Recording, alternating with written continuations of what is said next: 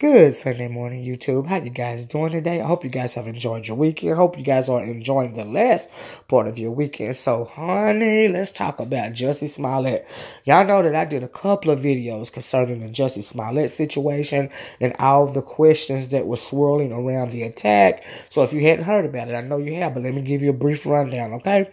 So, a couple of weeks ago, Jussie Smollett called the police and reported that he had been attacked by some racist MAGA country supporters, right? So he said he got off the plane in Chicago. He went to his place. There was nothing to eat at his place or his manager's place. So he walked to Subway at 2:30 a.m. in sub-degree weather to get a Subway sandwich. People were wondering if it was a 6-inch, if it was a 12-inch, if it was a deluxe foot long.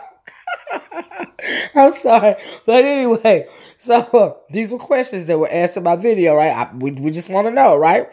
Like, what would cause you? Like, how many inches does it take that you're in search of for you to have to go out at 2:30 a.m. in sub-degree weather in Chicago to get a Subway sandwich? So, I digress. But anyway, upon him leaving the Subway station, Subway restaurant, he said that he was attacked by two Anglo men wearing MAGA hats. They started pouncing on him. He started fighting with him. They were calling him the N-word. They were calling him the F-word. They said that this is MAGA country, N-word, F-word. And he fought them back so bravely, but in the process of the struggle, they poured bleach on him. They also tied a noose around his neck. I mean, it was just so dramatic, right? So he escaped. He got back to the hotel.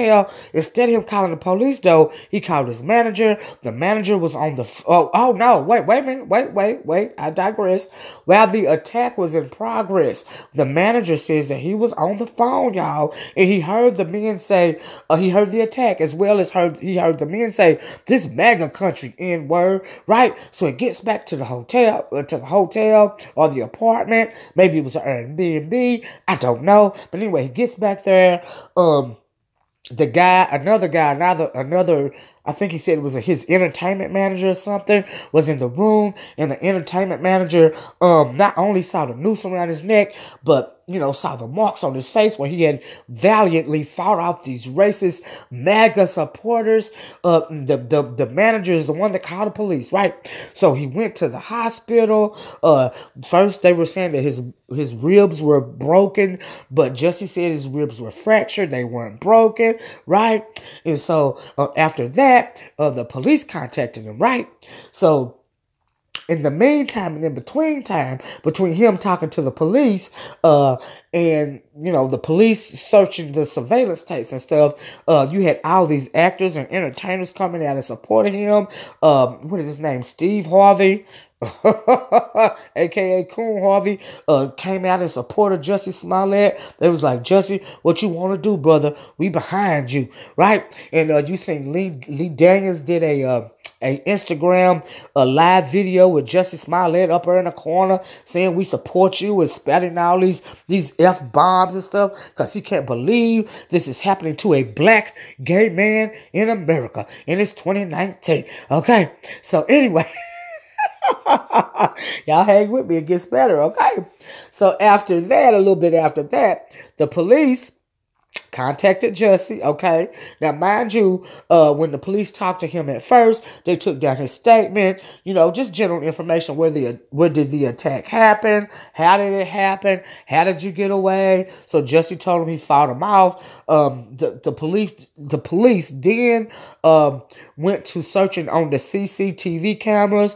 The police said, at first they said they didn't see anybody on the street where the attack had happened. They later came back and said, showed two photos of two men, two persons of interest. They said that they weren't suspects, but they were in fact persons of interest, right? So after that, okay, Jussie Smollett's family came out and supported him. Like I said, Taraji P. Henson finally spoke up. Terrence Howard did an ABC interview in support of him, saying that we can't combat racism and homophobia with hate. We have to combat it with love. The whole thing was just so his words were just so beautiful because, you know, he's a charming MFer anyway. So anyway, Lee Daniels, in the meantime, in between time, he snuck his little Instagram post. He took it down, and people were wondering why did he take his Instagram post, right? Why did he take it down? You know, because he was furious and he was speaking out against racism and homophobia in America and all this and all that, you know. So a little bit after that, the police are still searching. They ain't found nobody yet, right? So after that, Jussie Smollett goes on to do a concert a couple of days or a week later in Chicago. He did this little concert, y'all, and he spoke out against the attack upon him. He compared himself to the Black Tupac, y'all. He said he was the Black Tupac, okay? Yes, he did, girl. And he said he was the Black Tupac because he fought back against racism. He fought back against the man, you know, and basically it won't be tolerated, okay? So fast forward to the police, still in the background, investigating their events. You know, they asked Jussie Smollett for his phone. He didn't want to get a popo his phone, and people were suspecting that he had something to hide in the phone. He had something to hide, y'all, okay? But anyway, he wouldn't give him the phone, but he did give him some phone records, right? That wasn't good enough for the popo, so they did some more investigating. Now, mind you, this whole time, they are behind the scenes working on identifying these two men, right? So after he did his little concert thing, you know, it said he proclaimed himself the Black Tupac because he fought back racism and homophobia. A little bit after that, people start to question even more. People were saying that word on the curb was that he was out looking for some street meat or some trade. I have learned some new words, y'all, because of all of this. Okay, y'all know I'm old school, right? So they said they were suspecting that he was really out looking for evidently a foot long, you know, because they said he was looking for some street meat or or some trade, right? So after that, he goes on ABC and does an interview, right? Oh, I'm going to play y'all audio too, honey. I almost forgot. I was so embroiled in the story. I mean, this is like an episode of Empire, okay? I mean, you just can't make this stuff up. Or you can make it up. It was in the script. But anyway, after that, he did an interview with Robin Roberts the other day. He was up in arms about the whole situation. He was also up in arms and very furious because people questioned him. He can't believe, you know, that this happened to him. You know, and he was just, you know, he cried a few tears on a Robin Roberts interview. He said the F word. I mean, it was an award-winning performance. It was, you know, like absolutely heartbreaking. It was touching. You know, he cried on cue. He said the F word on cue. All in an effort to make it more believable. Okay, so after that, y'all, the police, Lord have mercy, released another bit of this situation, okay? They found out some new evidence on Jussie, and the popo went to talking after he did the ABC interview. See, what he did was he should have hushed. Like I'm telling y'all, a lot of folks don't have no chill. They don't know when to say when. They don't know when to leave it alone. But this situation spiraled out of control. Okay, so anyway, let me play this audio for you guys of this report via CBS Chicago, and we'll come back and talk some more. Okay, hold on. CBS 2 is breaking new information tonight on the Jussie Smollett case. Key elements that appear to be painting a completely different story than Smollett's original claims. Our Charlie DeMar has been working day and night with his sources and has been uncovering new details. He joins us live from the newsroom. And Charlie, your sources are telling you this entire thing was staged. Not only staged, but orchestrated by Smollett in advance. And now police want to talk to Smollett again. Sources with knowledge of the investigation say Jussie Smollett paid $3,500 up front and promised another $500 at a later date to these two men shown in surveillance video. They're brothers and were later released by Chicago police. The money was paid in part to orchestrate the Streeterville attack on the Empire Star. Our sources tell us an incident Smollett reported to police on January 29th. Smollett claimed to police 2 men yelled racial and homophobic slurs at him, roughed him up and dumped a chemical on his clothes, and put a rope around his neck. We have learned through those sources the rope used was purchased at this Crafty Beaver hardware store in Ravenswood, purchased just days before the attack. One of the brothers held the rope and poured the bleach. The other wore a plain red hat and yelled those slurs, according to sources. Sources say the brothers told detectives the items were purchased at the direction and paid for by Smollett. We've also learned from our sources this key element. The 3 men actually rehearsed the attack days prior to it happening. A new statement from Chicago police saying information provided by the brothers to police has in fact shifted the trajectory of the investigation. We've reached out to the Empire cast member's attorney to request a follow-up interview. Now, when we asked Chicago police if Smollett is still being considered a victim in this case, police telling us that they have new information that they're trying to corroborate and are trying to speak with Smollett. We are live tonight in the newsroom. Charlie DeMar, CBS 2 News, My. All right. Oh my goodness. Okay, so like I was saying, the police have been investigating this nonstop behind the scenes, right? So they identified the 2 men that were in the surveillance video. Come to find out, Jussie Smollett knew those men because they were extras on the show. And one of the brothers, let me go back. They identified the men in the photo as being 2 African Nigerian brothers, right? Brothers as in blood relatives, right? So when they got off, they went to Nigeria.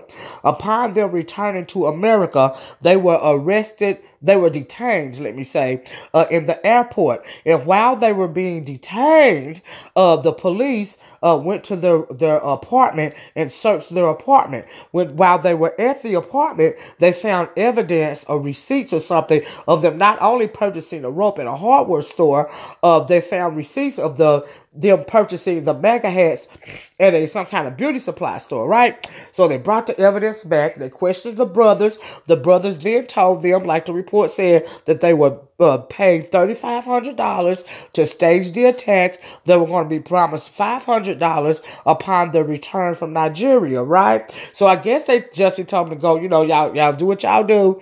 Then y'all leave for, a couple of days or whatever. Then when this blows over, come back, right? Not knowing this whole time, that the police had found out who they were and everything. So they arrested them. When they got them to the police station, the brothers immediately spilled the beans. They told them that one of them had been an extra on the Empire show. They both knew Jussie Smollett. Like I said, Jussie paid them. They actually rehearsed the attack, okay, before it happened. Okay, so in one photo, you guys see, I showed y'all a photo where Lee Daniels was taking a picture with one of the brothers, right? So y'all remember when I said Lee Daniels spoke out on Instagram and then he took it down the next day, right? I guess it got too hot. Maybe he got paranoid. See, I'm thinking that not only did Jussie Smollett set up this whole thing, but Lee Daniels is probably the one that orchestrated, because it sounds like one of his movies, okay? A scene out of one of his movies, all right? The director, Lee Daniels, right? And he's in the picture with one of the guys. So that's making him suspect as well, right? So now police, so they said, he paid us, it was staged. He told us to do this, that, and the other. So they released the 2 Nigerian brothers and didn't charge them with anything, because they don't want them, honey. They want Jussie. They want Jussie because Jussie spoke out nationally. He's been an advocate for the LGBT community. He's spoken out against racism. He's an anti, he fights for, the end of racism in the United States of America. Him and his whole family, they're philanthropists. They speak out on many, many social justice issues. So they want Jussie, right? So the police have spoken to Jussie Smollett's lawyer.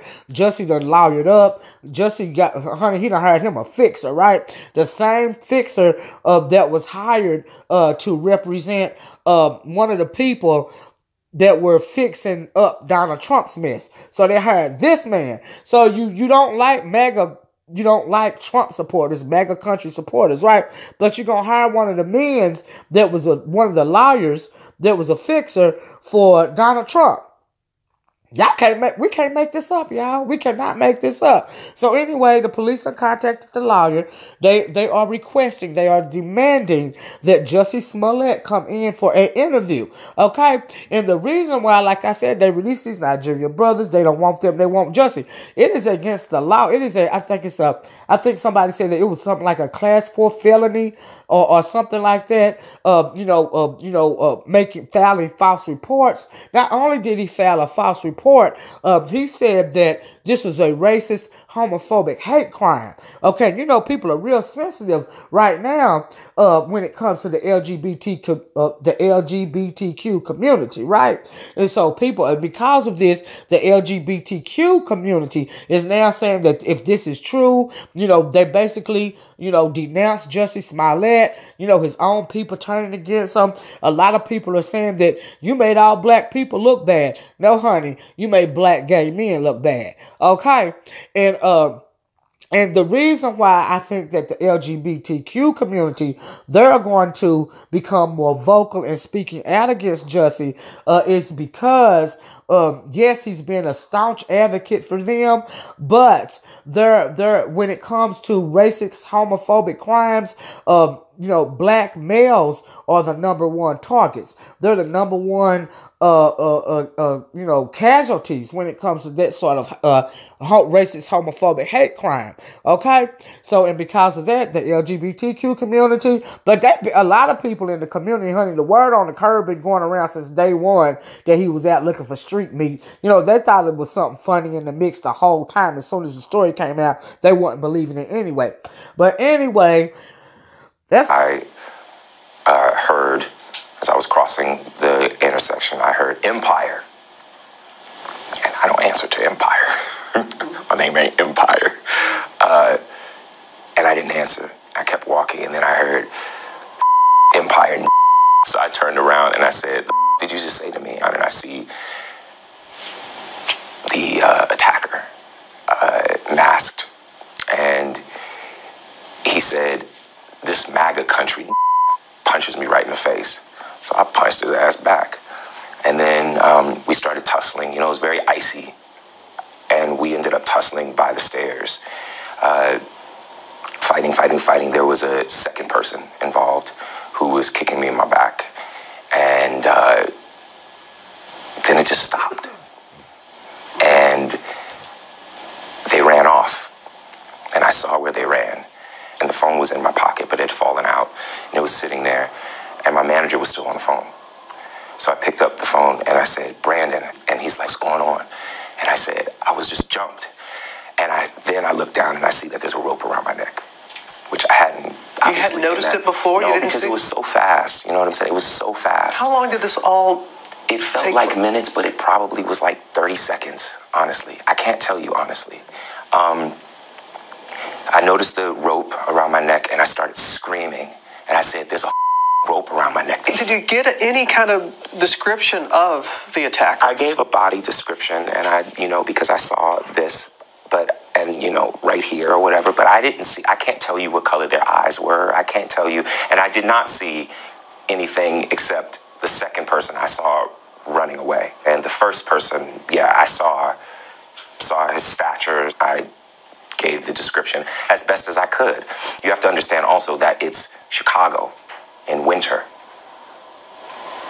People can wear ski masks and nobody's going to question that.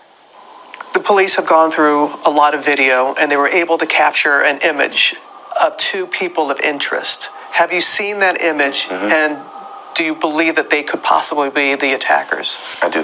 What is it about their size or why do you feel that they could possibly be? Because I was there. For me, when that was released, I was like, okay, we're getting somewhere. I don't have any doubt in my mind that that's them. Never did. Why did you hesitate to want to call the police? There's a level of pride there. We live in a society where, as a gay man, you are considered somehow to be weak. And I'm not weak. I am not weak. And we are, as a people, are not weak. So, I can accept that there was pride there. There's also privacy. You know, at the end of the day, look what has happened. You know, look what has happened. So I'm glad that Frank called the police. I'm glad that we reported it. During that time before they came, it took them about maybe half hour to come. And during that time, I was looking at myself, just like checking myself out. I saw the bruise on my neck, you know, like the little, the rope burn around my neck. And then I smelled bleach. I know the smell of bleach. And I saw on my sweatshirt, it had marks on it, like spots on it, when you have a bad bleach job.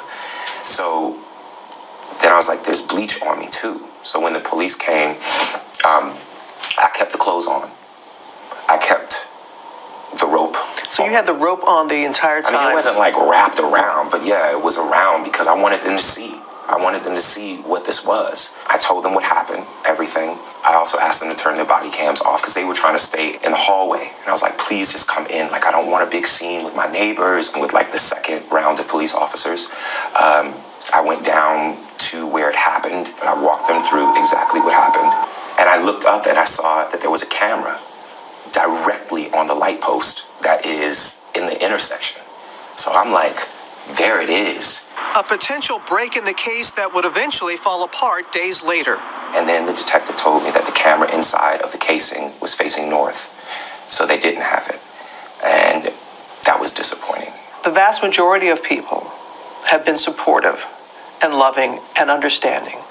And then as time has gone on, and that there's no, it's 2 o'clock in the morning, you're going to Subway, Sub-Zero. Subway is open 24 hours. Like, people kill me when they say things like that because it's like Subway is open 24 hours for a reason. So that when you're hungry at night and you ain't got no food, you go to Subway. The camera facing north, how is that my issue? It feels like if I had said it was a Muslim or a Mexican or someone black, I feel like the doubters would have supported me a lot more. And that says a lot about the place that we are in our country right now. The fact that we have these fear mongrels, these people that are trying to separate us, and it's just not okay. It's just not okay. And for all of the people, the next time that you see someone report something, maybe well after the fact that it happened, and you say to them, well, why you wait until now? Just remember that mine was reported right away. And look what has happened. The phone. Mm-hmm. When did you, because as you said, it was an accurate account of the timeline, valuable information. When did you make that information available to the police? We had to give the phone records, which they didn't originally ask for my phone records. They asked for my phone. They wanted me to give my phone to the tech for 3 to 4 hours. I'm sorry, but I'm not going to do that. Why? Because I have private pictures and videos and numbers, my partner's number, my family's number, my castmates' number, my friends' numbers, my private emails, my private songs, my private voice memos. I don't know what that's going to be to hand over my phone for. And honestly, by then, inaccurate, false statements had already been put out there. Earlier this week, he submitted phone records from within an hour of the incident, but Chicago police said they were limited and heavily redacted, adding they need additional information to corroborate the investigative timeline. His attorneys tell us they are willing to cooperate. Smollett also says he has been troubled by inaccurate claims. What other ones had you heard that were inaccurate? That I had said that they were wearing MAGA hats. I never said that. I didn't need to add anything like that. They called me a. They called me a. There's no which way you cut it. I don't need some MAGA hat as the cherry on top of some racist sundae. I've heard that it was a date gone bad, which I so resent that narrative. I'm not going to go out and get a tuna sandwich and a salad to meet somebody. That's ridiculous. And it's offensive. Yes, there's Grindr. Yes, there's Jacked. Yes, there's all of these things, which I have not been on in years. I can admit that I was on that back in the day. I was single. You know what I'm saying? But I have not been on that in years. But aside from that, it's offensive. And I absolutely resent that narrative because it's bull. It's bull. And it's unfair. It's unfair to the investigation. It's unfair to, I hate this word, but it's unfair to the victim. What were your injuries? What were they did x-rays. I didn't have, it was reported that I had like fractured ribs or cracked ribs or something like that. That wasn't true. I was just in a lot of pain. You know, my clavicle was messed up. My rib was bruised, but nothing was cracked. Like I walked into the hospital. I walked out of the hospital. Why do you think you were targeted? I can just assume, I mean, I come really, really hard against 45. I come really, really hard against his administration. And I don't hold my tongue. I want to ask you about Jussie Smollett. I think that's horrible. It doesn't get worse, as far as I'm concerned. Were you aware that he made that statement? I saw it. I don't know what to say to that. You know? I appreciate him not brushing over it. And there is no doubt in your mind what motivated this attack. I could only go off of their words. I mean, who says empire, this MAGA country, ties a noose around your neck and pours bleach on you? And this is just a friendly fight? I will never be the man that this did not happen to. I am forever changed. And I don't subscribe to the idea that everything happens for a reason, but I do subscribe to the idea that we have the right and the responsibility to make something meaningful out of the things that happen to us, good and bad. What do you feel people need to hear the most from this story? I think that what people need to hear is just the truth. It's just the truth, because everybody has their own idea. Some are healing and some are hurtful. But I just want young people, young members of the LGBTQ community, young Black children to know how strong that they are, to know the power that they hold in their little pinky. It's been 2 weeks since that night left actor Jussie Smollett bruised but not broken, and he's still processing the raw emotions. Have you ever been threatened before? Yeah. I get threatened all the time on Twitter and Instagram and DMs and things like that. It's like, but, I'm a public figure. I'm very outspoken. Sometimes maybe too outspoken, but it's who I am. So I get the idea of pissing people off, that you're going to rub people the wrong way. In fact, the week before the attack, police confirm a letter was sent to the Fox studio in Chicago with threatening language and laced with powdery substance, likely Tylenol. Do you think there's a link between the letter and the attack? And you did mention it to the police right away about the letter. Absolutely. Just because on the letter it had a stick figure hanging from a tree with a gun pointing towards it, with the words that said, "Smollett Jussie, you will die, Black." There was no address, but the return address said in big red, like caps, MAGA. Did I make that up too? And despite lack of video surveillance footage, Smollett hopes to rewrite the narrative about that night, saying he fought back against his attackers and reported the incident after his creative director called 911. He's supposed to be well-known requesting a report, and so the noose was placed over the friend's neck. I want that video found so badly because for probably 4 reasons. Number 1, I want them to find the people that did it. Number 2, I want them to stop being able to say alleged attack. Number 3, I want them to see that I fought back. And I want a little gay boy who might watch this to see that I fought back. And it does not take anything away from people that are not able to do that. But I fought back. They ran off. I didn't. What do you say to a young gay man, a young gay person? To learn to fight. And I don't just mean like learn to fight. I mean learn to fight. Learn to be a fighter. I am not advocating violence at all. So let's be clear about that. If you're going to die, fight until you do. Because if you don't fight, you have no chance. I have fought for love. I'm an advocate. I respect too much the people who I am now one of those people who have been attacked in any way. You do such a disservice when you lie about things like this.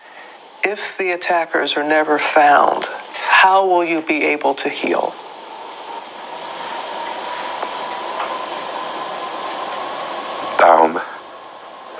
I don't know. Let's just hope that they are. You know what I'm saying? Like, let's not go there yet. Let's, I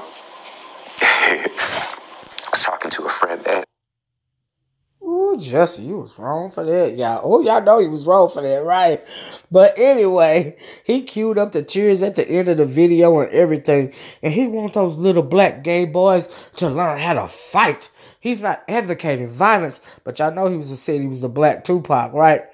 Anyway, y'all, this is not funny. It's really very sad, but the funny part is, right, number one, you put on an award-winning performance. Number two, the two alleged MAGA attackers were black men that that rehearsed the whole thing. A lot of people are now speculating that he did this because Empire had been getting bad ratings. People were saying that he was going to be written off or killed off the show. Do you see what I'm saying? Also, they were saying that he wanted to, become a more visible entertainer so that he could promote his music career, because he wants to have a music career after this.